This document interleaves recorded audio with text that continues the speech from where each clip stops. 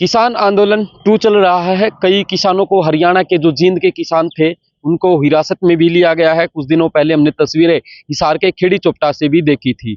हालांकि अब तक इस आंदोलन में कई किसान शहीद हो चुके हैं। किसान जो मात्र 21 साल का था, शुभकरण, उसने अपनी जान गंवाई है।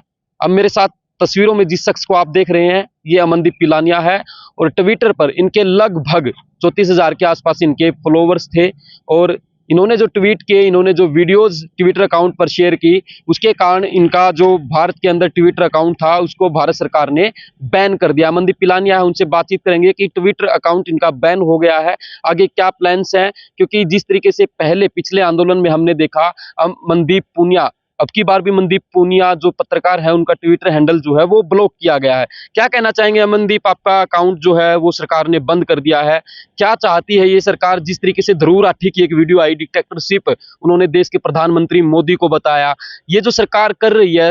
हालांकि हमने देखा कि जो एलन मस्क हैं, ट्विटर के जो संस्थापक हैं, जिनका ट्विटर चलता है, उन्होंने भी भारत सरकार पर टिप्पणी की कि ऐसे लोगों की आवाज को दबाया जा रहा है।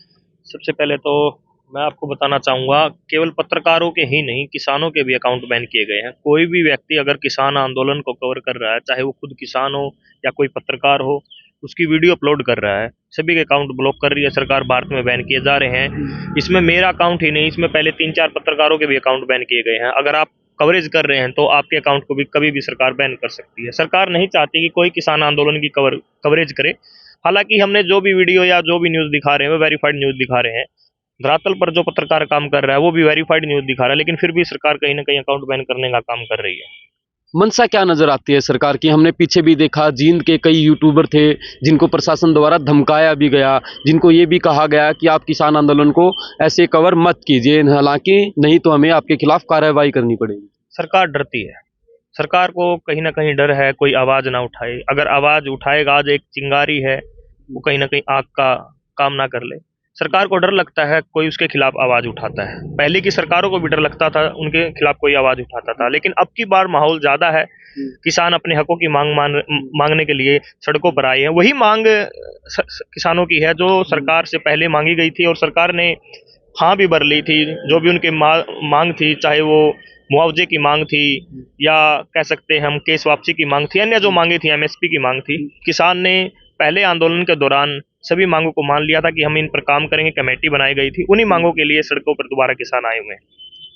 हमने देखा शुभकरण की डेथ हुई, हालांकि किसानों ने गोलियों के खोल वहां पर दिखाए, वीडियोज वो काफी सोशल मीडिया पर वायरल हुए, लेकिन एक तरफ हरियाणा सरकार कह रही है कि हमने कोई गोलियां नहीं चलाई।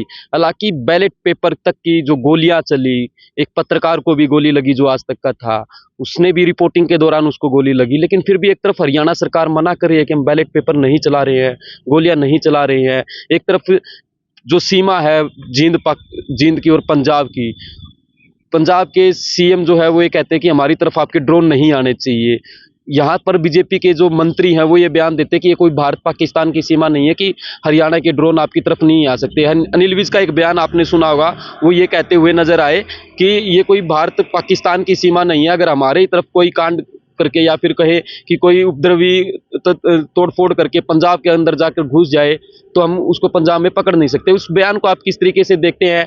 किसान आंदोलन को अब आप किस तरीके से देखते हैं? अक्षय नारवाल जो कि सिर्फ वहां पर प्रोटेस्ट करने के लिए गया था, उसको गिरफ्तार किया है, उसके पक्ष में कई जगह आज पंचायतें भी हो रही है हरियाणा में। तो क्या लगता है ये जो पंचायतें क्या आग में घी डालने का काम करेंगी? अब अभी आपको किसान आंदोलन के बारे में कुछ बातें बता रहे हैं। जैसे अब दिल्ली जा रहे हैं किसान, कुछ लोग कह रहे हैं, मेन स्ट्रीम मीडिया में भी कह रहे हैं, दिल्ली क्यों आ रहे हैं किसान। भगवत मान की एक वीडियो थी, एक मेन स्ट्रीम मीडिया जो चैनल है, उस पर उन्होंने कहा कि दिल्ली क्यों ना आए। जब गुजरात से मोदी जी दिल्ली आ सकते हैं तो किसानों की दिल्ली नहीं है क्या? जब देश की सरकार दिल्ली से चलती है तो क्या किसान दिल्ली नहीं आ सकते क्या? आपने देखा होगा कि देश में बहुत से आंदोलन चले हुए हैं, जो शांति प्रिय आंदोलन चले हुए हैं। आशा वर्कर कितने सालों से आंदोलन कर रही है। दिल्ली जो आकाशवाणी का सेंटर था वो कहीं ना कहीं बंद करने का काम सरकार किया है, वो भी कम से कम 6 महीने से उनका आंदोलन चला हुआ है। शांति प्रिय आंदोलन को सरकार कहीं ना कहीं दिखाने का काम नहीं करती, उनकी मांग को नहीं मानती। अब किसान सड़कों पर हैं, कहीं ना कहीं सरकार को डर लगता है। सड़क जाम है, किसान दिल्ली की ओर जा रहे हैं, सरकार को डर लगता है।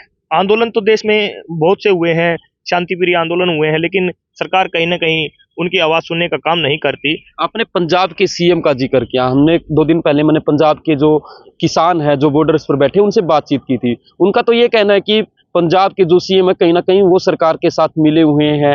हमारी जेसीबीज को रोका जा रहा है। अगर जेसीबीज शायद उस दिन आगे आ जाती तो शायद हम बॉर्डर तोड़कर दिल्ली की तरफ कूच कर जाते, लेकिन खनौरी की तरफ पातड़ा में ही उनकी मशीनों को जब्त कर लिया जाता है। वहां के किसान तो ये कह रहे हैं कि सरकारें मिली हुई हैं, कोई सरकार किसानों का भला नहीं चाहती।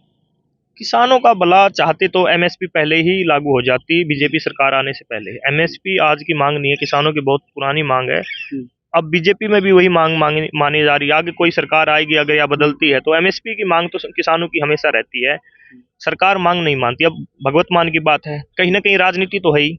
वो भी चाहते हैं कहीं ना कहीं हरियाणा में हमारा प्रभाव बढ़े या पंजाब में जो अब लोकसभा चुनाव आएंगे उसमें हमारी सीटें आए। राजनीति तो कोई भी व्यक्ति करता है, बात करता है किसानों के, लेकिन धरातल पर कोई भी किसानों के साथ नहीं है। कोई भी पार्टी हुई, सभी राजनीति करते हैं। सुनने में आया था आप हाई कोर्ट का ले रहे हैं सहारा, आपका जो ट्विटर अकाउंट बैन हुआ है, क्या प्रोग्रेस चल रही है? मैंने वकील से बात की थी, दिल्ली हाई कोर्ट के थ्रू मैं इस पर केस करूंगा कि मेरा अकाउंट क्यों बैन किया गया। हालांकि मैंने जो भी अपडेटेड दी है, जो भी न्यूज़ दी है, वेरीफाइड न्यूज़ दी है। मेरी अकाउंट पे अभी तक कोई भी अनवेरीफाइड या कुछ धार्मिक न्यूज़ नहीं है कि भाई समाज में कोई गलत मैसेज दिया जाए या मतलब आंदोलन को गलत दिशा में दिखाया जाए कि यहाँ पर गलत हो रहा है। मेरी जो भी चीज़ें हैं, जो भी अपडेट है, वेरीफाइड है, मैं उनकी मैं जिम्मेवारी लेता हूँ। प्रशासन की तरफ से कोई कॉल आया, पुलिस प्रशासन की तरफ से कोई कॉल आया हो कि आप ऐसे कवरेज ना करें, ऐसे में लोग भड़क सकते हैं? नहीं, देखो मैं एक पत्रकार हूँ। पत्रकार अपनी भूमिका नहीं निभाएगा तो कैसे काम चलेगा। मेरे पास कोई कॉल नहीं आया, मैं आपको कह दूं कॉल आया, मेरे पास किसी का कॉल नहीं आया। मैं अपना काम कर रहा था, मेरे अकाउंट को बैन कर दिया गया। मैं अन्य जो प्लेटफॉर्म है उनके जरिए अपना काम करने की कोशिश कर रहा हूँ। बिल्कुल, ये मेरे साथ अमनदीप पिलानिया थे। इनका ट्विटर अकाउंट किसान आंदोलन के चलते बंद कर दिया गया है। हालांकि अभी ये हाई कोर्ट का सहारा लेंगे और सरकार से ये पूछेंगे कि आखिरकार इनका अकाउंट, ट्विटर अकाउंट क्यों सरकार ने बैन किया। राजू कुमार की रिपोर्ट।